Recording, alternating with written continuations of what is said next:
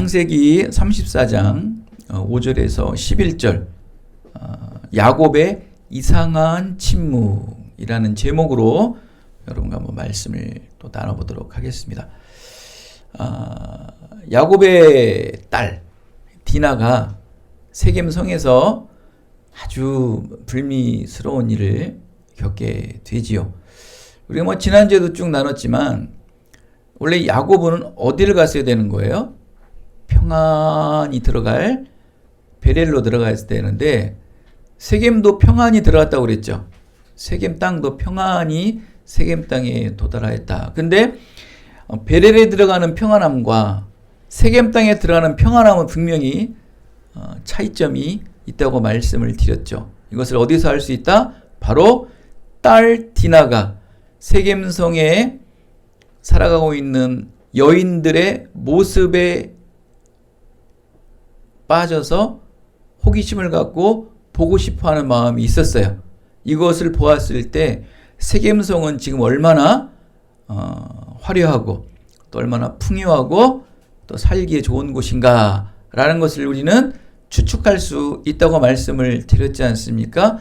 그것이 바로 이 디나 사건의 단초가 되는 거예요. 이 믿음의 사람은요, 반드시 시작을 돌아갈 줄 알아야 돼요. 우리의 시작이 무엇인가를 이 결과물을 통해서 나올 수 있거든요. 지금 여러분 시작하는 것이 아직 모르잖아요. 그 결과가 어떻게 될지. 근데 이 결과물을 보면 이 시작이 무엇인지 알아요. 이 세겜성의 결과가 무엇인지를 세겜성을 분명히 평안히 들어갔다고 말씀하지 않았습니까? 근데 그 평안함이 세겜성의 그 부랴부랴 도망갈 때 보면은 그 평안함이 어떻게 됩니까? 그 평안함이 아니었다는 것을 알 수 있지 않습니까? 결국 야곱의 평안함은 세겜의 평안함이 아닌 베델의 평안이었던 거예요. 그렇죠? 이제 평안함이 아니었던 것을 딸 디나를 통해서 시작되는 모습을 우리는 말씀을 나누고자 합니다. 우리 5절 말씀을 보면은 야곱이 그 딸 디나를 그가 더럽혔다함을 들었다. 바로 하몰이라는 아들 주장 세겜이라는 자가 그 딸 디나를 보고 흠모하게 되어서 그를 성폭행을 하는 것이죠. 강간을 합니다.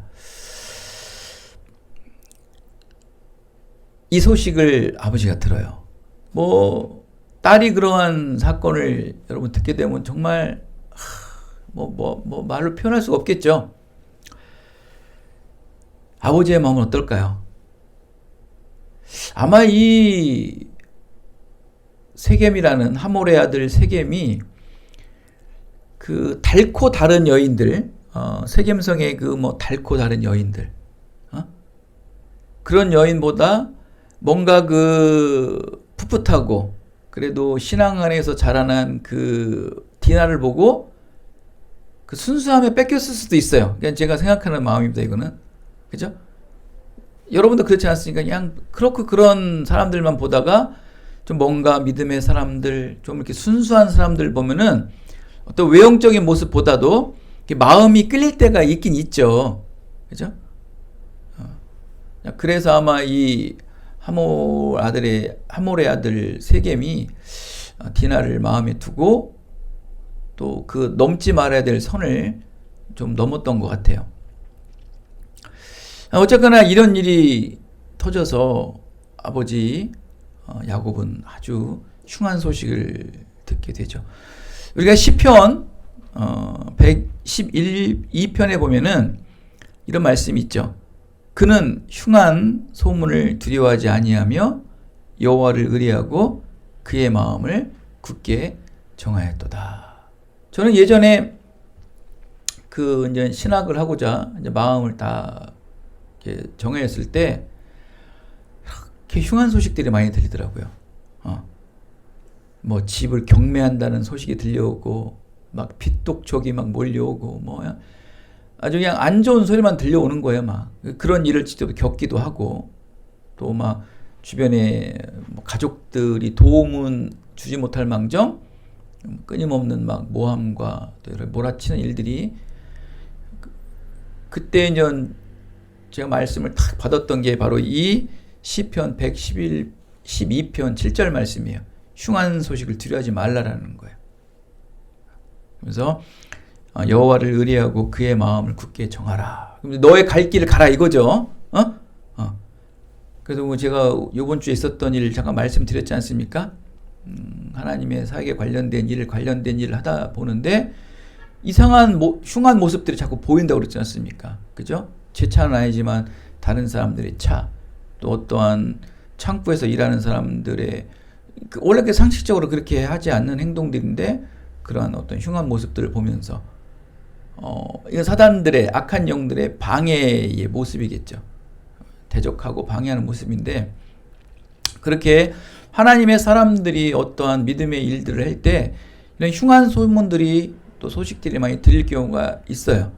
이것은 우리가 더욱더 하나님을 의지하고 우리의 마음을 더 굳게 하여서 흔들림은 안 돼야 된다는 거예요. 제가 그 몇 년 전에 한참 전이죠. 벌써 지나니까 이제 대학 시험을 봤을 때 이제 몇 군데 대학을 놓는데 원하는 대가 좀 이렇게 되기는 되는데 이제 그 차순위로 된 거예요. 뭐 이제 2번, 3번. 사람 같아서는 그냥 한 번에 탁 합격되기를 원하지 않습니까? 그런데 후순위로 밀리니까 마음이 좀 찹찹했나 보죠. 그래서 제가 이제 문자로 보낸 게 바로 이 말씀이에요. 흉한 소문을 두려워하지 말라. 비록 후순위로 된 순위라도 두려워하지 말고 더욱더 마음을 굳게 정해서 마음을 정하여라. 그랬더니 뭐 모든 대학이 이제 나중엔 다 되지 않습니까? 그러더니 뭐 나중에 골라서 이제 갔는데 여러분도 그 흉한 소문에 너무 흉한 소식에 너무 흔들리지 마세요. 근데 이 시편 그 112편 1절 말씀이면은 그가 누구냐를 얘기하고 있어요. 오늘 분명히 112편 7절엔 그러죠. 그는 흉한 소문을 두려워하지 아니했다고 그러지 않습니까? 그는 누군가를 시편 112편 1절에 소개를 하고 있어요. 그 흉한 소문에 결코 흔들리지 않는 자. 그는 누구일까요? 바로 111편 1절에 보면은 여호와를 경외하고 그의 계명을 크게 즐거워하는 자. 이러한 자는요. 흉한 소문을 듣고도 어떻게 한다고 그랬어요? 여호와를 의뢰하고 그의 마음을 굳게 정하였다. 어려움이 오고 흉한 소식이 오면 올수록 마음이 더욱더 하나님을 향한 마음이 더 올고진 거예요. 이게 바로 복이 있는 자라는 거예요. 여호와를 경외하고 그의 말씀을 크게 즐거워하는 자. 그냥 즐거운 게 아니라 너무 크게 즐거워하는 거예요. 디아독신의 그 호르몬이 그냥 막 4,000배, 5,000배 올라와서 막 초월적인 능력이 나는 거예요. 막 어렵고 힘들수록 더 힘이 나는 거예요. 응? 여러분 습관을 여러분 이루어지기 얼마나 힘든지 아십니까? 저는 뭐 아침에 일어나서 이제 오전에 일을 하고 또 일 후에 이제 요즘에 이제 실습 현장을 가지 않습니까? 크게 하는 일 없는데요. 너무너무 힘이 들어요. 막 거기 이 사람들과의 막 이게 부딪히면서 그래서 거기서 제 거를 표출하지 못하잖아요. 실습생이다 보니까. 그죠? 근데 이걸 억눌러야 되고 그런 걸 다 수용해야 되고 받아줘야 된다는 게 이거를 막 6시간 동안 거기서 막 하고 또 끝나자마자 바로 또 운행을 나가야 되는 막 굉장히 타이트한 삶인데 이게 이제 편안하게 할 수 있고 틈만 나면 가서 또 저녁거리 준비해야 되고 뭐 하면서 또 후다닥 하면서 일하고 와서 또 하고 그 틀이 벗어나지 않기 위해 하고 있는 거예요. 여러분 이게 쉽지가 않습니다. 그런데 이게 그만큼 습관의 틀을 맞춰놨기 때문에 그러는 거예요. 그러니까 사람이 좋은가 안 좋은가, 그 사람이 옳은가 옳지 않은가를 딱 볼 수 있는 거는 어려운 일이 막 몰려왔을 때, 힘든 일이 몰려왔을 때 내 일상의 패턴을 그대로 갈 수 있는가 없는가를 드러나는 거예요. 근데 역시 그 어떠한 나의 일관적인 그 습관이 안 된 사람들은 막 이제 이 일들이 중복되면은 이제 막 뻥뻥 나가 떨어지고 자기 이제 막 그 본색들이 드러나게 되는 거예요. 여러분. 그러면 힘들죠. 어렵죠. 그럴수록 올곧게 가셔야 돼요. 더욱더 하나님을 의지하는 마음. 그래서 제가 그 수요일 날 이런 일이 있었을 때 마음이 더 굳어지더라고. 이것들 그래 방해해봐라. 어렵게 해봐라. 절대 나는 거기 굴하지 않겠다. 이런 믿음의 마음들. 하나님의 사명을 감당하는데 이런 건 당연히 오게 돼 있는 거예요. 요즘에 뭐 여러분 사건 보십시오. 아주 유명한 뭐 유현진 같은 사람 많은 돈도 벌고 많은 명예도 올라간 사람인데도 여러분 그 불미스러운 일을 해서 뭐 여러분 뭐 3억 4억이 그냥 나가 떨어진대잖아요. 여러분 그거에 굴하시면 안 돼요. 여러분 이 기본적인 원리를 잘 아셔야 돼요. 돈을 벌려면요 나가는 돈은 당연한 거예요. 떼어줄 거 떼어주고 사기 맞을 거 사기 맞아도요 그래도 벌어요. 여러분 돈 버는 사람들 보면 그냥 오로지 그런 일도 없이 다 돈만 버는 것 같아요. 사기도 맞고 뭐 뺏겨보기도 하고 그런데도 어떻게 돼요? 결국 최고의 부자가 되고 최고의 사람이 되잖아요. 그런 거 로스 빠지는 거 또 횡령당하는 거 뭐 사기 맞는 거 그런 거 맞아서 흔들리니까 부자가 못 되는 거예요. 부자 되는 사람들은요 그런 거 다 감안해요. 그 줄 거 다 주고 퍼줄 거 퍼주고 뺏길 거 뺏겨도 벌어들이는 돈이 원체 많으니까 부자 되는 거예요. 그게 부자 되는 원리예요. 근데 부자 되는데 뭐 절대 안 빠진다? 그런 마음을 가진 사람들은 절대 부자 못 됩니다. 여러분 부자 되고 싶죠? 부자 되면요. 부자 되려고 마음 가지면은 베풀 거 다 베풀고 나눌 거 나누고 뺏길 거 뺏길 거 각오하시고 보세요. 하나님은 그런 거 다 감안하시고 부어주시는 거라니까요. 여러분 왜 대기업들 돈 버는 거 보세요. 나라에 막 수천억씩 갖다 주잖아요. 수천억씩. 그건 어때요? 더 단단해지죠? 그래서 그런 거 주라는 게 아니고 흉한 소식에 두려워하지 마시라고 여러분. 목적이 분명하고 명분이 분명하잖아요. 그럼 흉한 소식, 여러분을 방해하는 모든 것들 결코 여러분의 본질과 여러분의 가고자 하는 사명에 흔들림이 되어야 한대요. 흔들림이 되는 게 아니고 더욱더 나를 굳건해지게 하고 강건해지게 되는 하나의 촉진제, 매개체가 되는 거예요. 시험은 우리에게 뭐가 되는 겁니까? 우리에게 큰 유익이 되는 거죠. 할렐루야. 지금 바울이네. 야곱에게 이 어마어마한 시험이 그에게 닥친 거예요. 바로 딸 디나가 성폭행을 당했다는 소식을 탁 듣게 됩니다. 근데 여기에 우리 말씀 제목과 같이 그 어마어마한 그 흉한 소식을 들었는데 야곱은 지금 어떤 반응을 합니까? 이런 띠리리 같은 놈들 하면서 그들을 쳐부수려 갔을까요? 아니면 막 같이 언성을 높이고 욕을 했을까요? 뭐라고 말하고 있습니까? 잠잠하였다. 아무런 반응도 하지 않고 침묵하였다. 야, 방임일까요? 무관심일까요? 아니면 오늘 이 시편 말씀과 같이 흉한 소문을 두려워하지 않고 여호와를 의뢰하는 마음으로 굳어졌기 때문에 지금 야곱은 침묵하는 걸까요? 잠잠하는 걸까요? 정말 시편 112편 1절 말씀과 같이 여호와를 경외하고 그의 계명을 크게 즐거워하여 복이 있는 자이기 때문에 이렇게 묵묵히 딸 디나가 성폭행을 당했는데도 침묵할 수 있는 것일까요? 여러분 어떻게 생각하십니까? 여러분 이 말씀을 어떻게 읽으십니까? 그리고 이 말씀을 여러분 어떻게 삶 속에 적용하실 것입니까? 여러분들은 그 흉한 소식에 여러분 정말 이렇게 침묵할 수 있으십니까? 잠잠할 수 있으십니까? 여러분 시험에 떨어지고 또 어떤 곳에 뭐 회사에 떨어졌다고 여러분 어떻습니까? 세상 짐을 다 진 사람처럼 고뇌와 번민에 빠지고 나 혼자만 이런 고난을 겪나는 동정과 연민에 빠지는 삶들 살아가지 않습니까?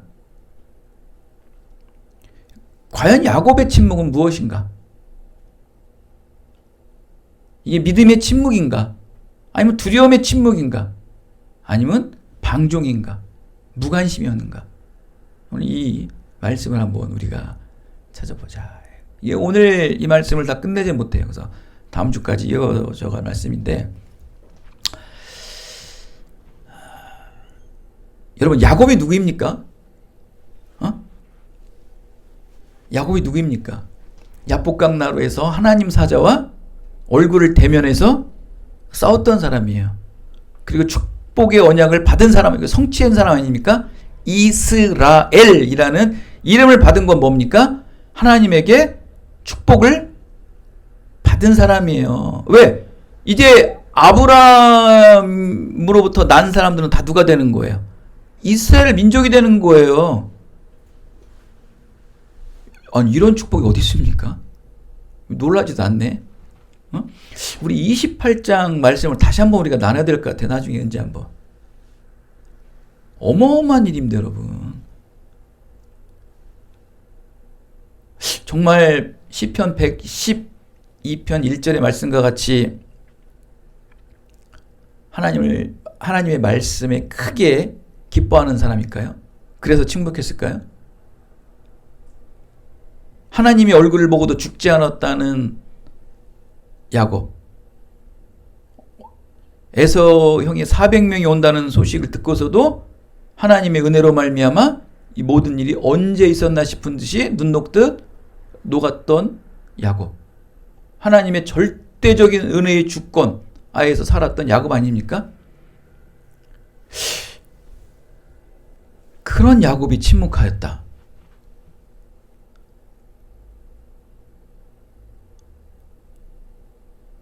이상한 침묵이죠. 야복강나루에서처럼 밤새도록 기도해야 되는 거 아니에요?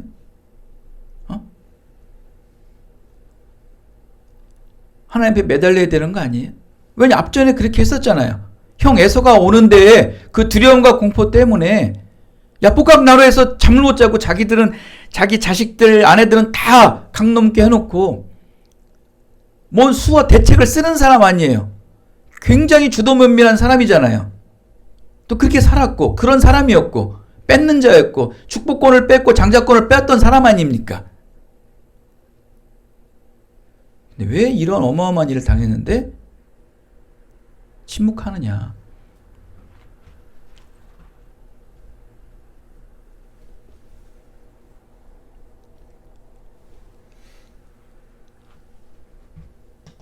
저는 야곱의 이런 이상한 침묵의 행동을 두 가지로 보려고 합니다.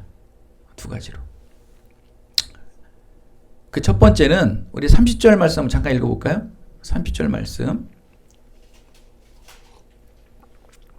야곱이 시므온과 레이에게 이르되 너희가 내게 화를 끼쳐 나로 하여금 이 땅의 주민 곧 가나안 족속과 브리스 족속에게 악취를 내게 하였도다. 나는 수가 적은즉 그들이 모여 나를 치고 나를 죽이리니 그러면 내 집이 멸망. 지금 이 야곱의 침묵은 첫 번째가 뭐냐면은 바로 이 말씀이에요. 나의 수가 적으니, 왜 싸울 사람들이 없으니, 내가 약하니 그들이 모여서, 가나안 족속들이 모여서 연합하여서 나를 죽이고 내 집을 멸망하게 할 것이다. 이게 야곱의 속내예요, 속내. 야곱이 침묵했던 것은 이거예요. 이게 두려운 거예요. 내가 만약에 격노하고 분노해서 이 강하고 강한 사람들에게 혹시 나만 죽는 게 아니고 내 모든 가족이 다 죽는 건 아닌가라는 두려움이 멘붕이 온 거예요, 멘붕이. 이게 자기 심리 상태가 여기 30절에 드러나고 있지 않나요? 그의 침묵의 원인이 말씀에서 밝혀지고 있어요. 그죠? 그들이 연합하여 자신과 자신의 집을 공격하면 나와 내 모든 가족은 또 내 모든 재산은 죽고 뺏기고 멸망하게 될 것이다. 라는 것이 두려운 거죠. 여러분이 두려운 건 뭡니까? 바로 이거죠. 여러분의 유익과 여러분의 기득권이 빼앗기고 성취되지 못하는 것 때문에 불안한 거예요. 그게 두려운 거 아니에요? 퇴학에 떨어지면 어떨 것이고 시험에 떨어지면 어떨 것이고, 직장에 떨어지면 어떨 것이고, 무엇에 떨어지면 어떨 것이고, 무엇이 이루어지지 않으면 어떨 것이고.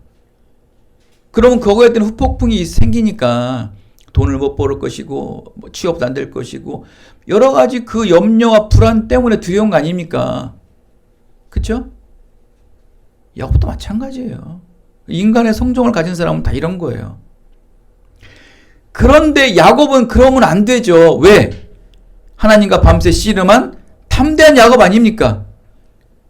그 흉한 소식 앞에 하나님 앞에 매달려서 마침내 하나님의 축복권을 딴 사람 아닙니까? 이스라엘 아닙니까? 이스라엘.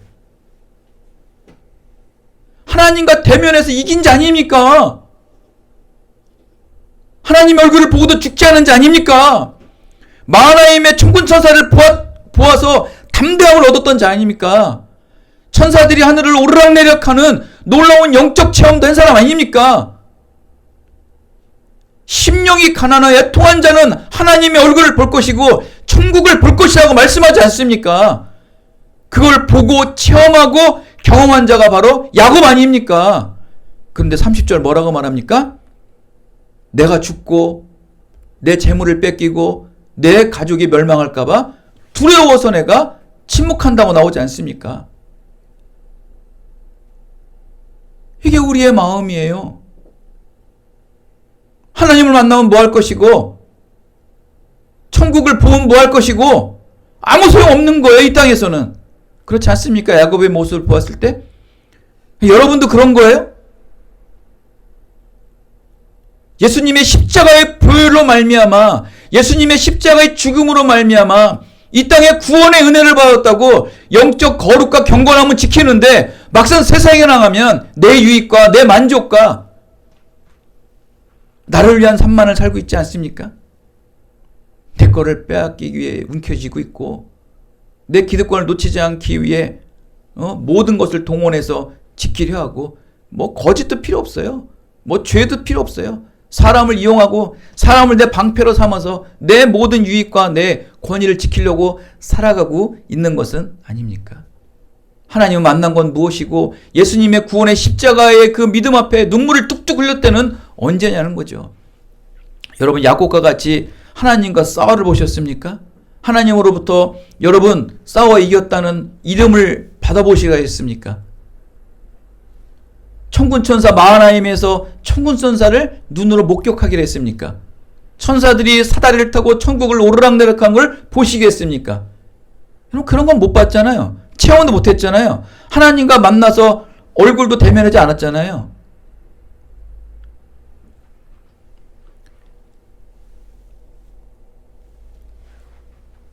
이렇게 야곱은 여기 세겜이 좇사오니 여기서 정착하게 해주시옵소서 라는 마음이 가득했던 자예요.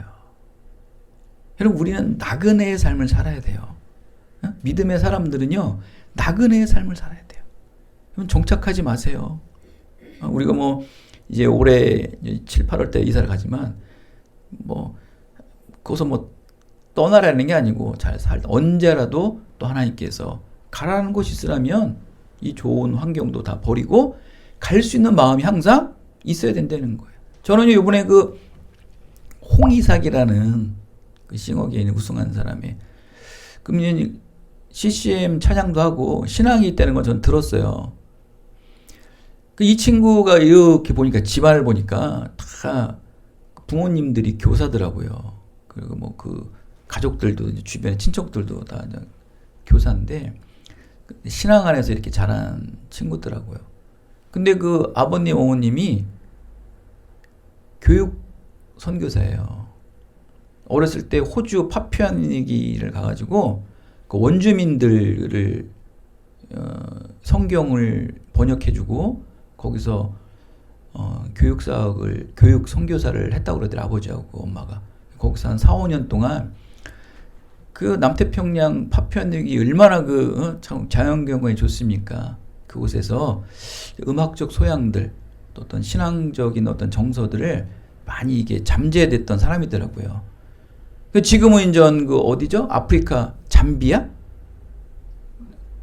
가나, 우간다인가? 거기서 이제 아프리카에서 지금 이제 교육사, 선교사를 계속 부모님이 이어 하시다가 이번에 이제 홍의사기 결승에 올라가니까 초청을 해서 들어왔는데, 아이고, 얼굴이 정말 젊으신 분들인데 그냥 사역만 하다 보니까 문화적인 혜택을 많이 못 받다 보니까 많이 좀 이렇게 좀 노하시더라고요, 보니까.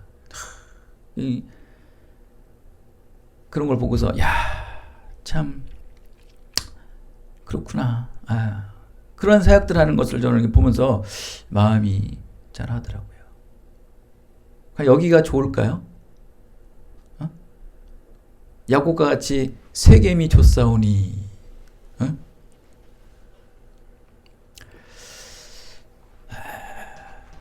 나는 수가 적은즉 그들이 모여 나를 치고 나를 죽이리니 그러면 내 집이 멸망하리라. 이런 마음을 가지면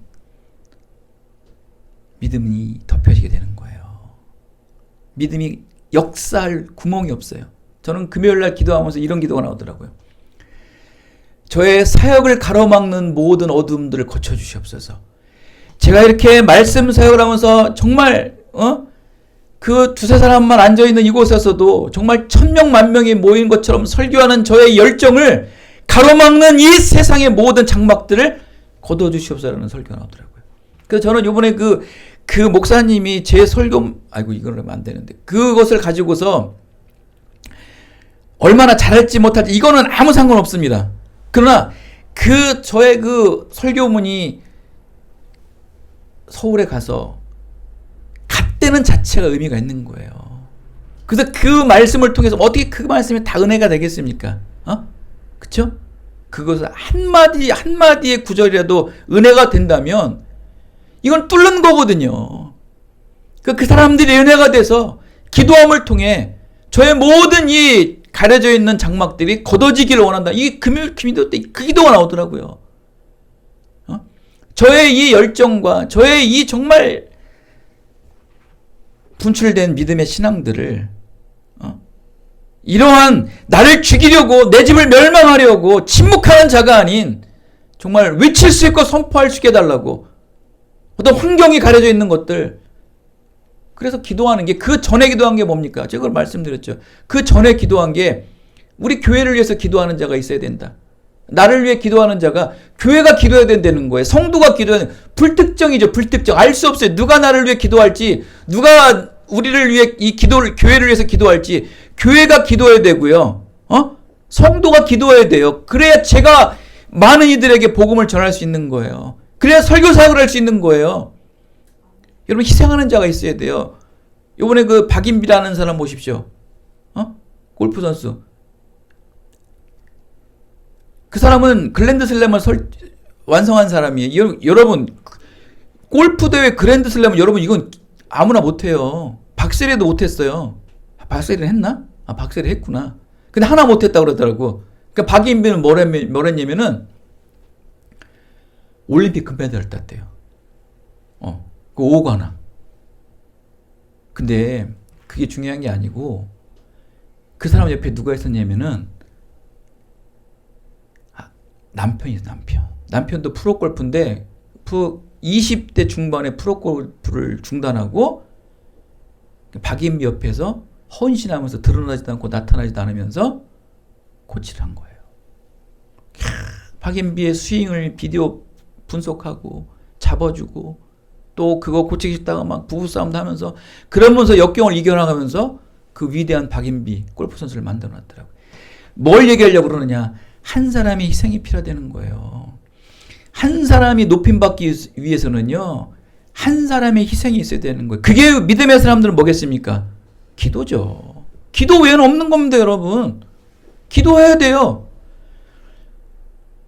어떤 한 A라는 한 성도가 저기 거제도에 사는 한 A라는 성도가 그냥 기도하는 거예요. 근데 그 사람이 기도가 누구 이름을 대르지도 않고 어떤 교회를 대지도 않고 그냥 기도하는 거. 어떤 한 믿음의 목회자가 이 시대에 복음을 선포하는 사람이 되게 해달라고 기도하는 거예요.